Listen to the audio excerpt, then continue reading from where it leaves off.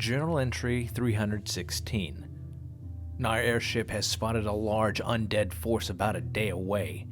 Of course, they'll be marching through the night, so we're moving to a spot where we should be able to meet them come morning.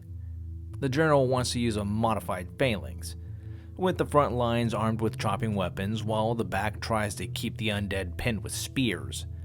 He's also throwing spell slingers into what amounts to small pseudo-formations. The rest of us that aren't cavalry are being thrown into small skirmishing groups under their own control. I'm putting Alex, Mike, and Max into the airship, and they're going to strafe overhead with area spells when they can. Once the battle gets too messy, they're going to come down and start laying down their smaller spells and defenses. We have whole teams of clerics, paladins, and battle priests who will be lending their assistance any way possible. Avery is off with them, leading her own team. I wish her the best of luck.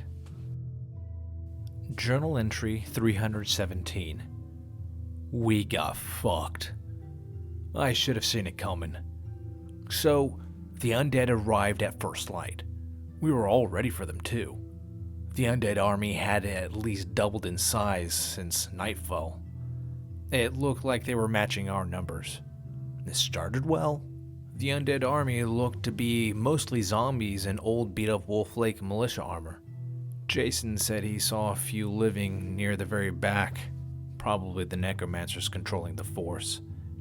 Our spellslingers opened up with their volley. The hind did an overhead strafe, raining down fireballs and burning clouds. The undead charged in, a massive horde wave of crashing against the phalanx. Skirmishes moved in and out. We were starting to take heavy losses.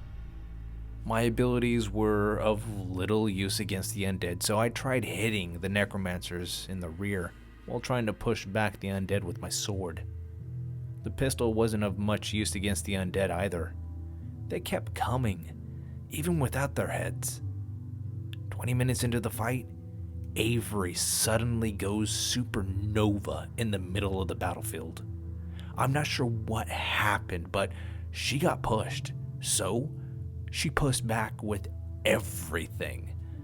The entire field ignited.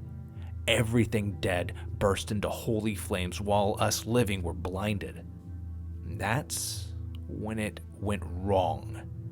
The entire battlefield fell into a sinkhole full of skeletons at least 10 feet deep. I don't know how it happened. Avery's light vanished amidst the chaos.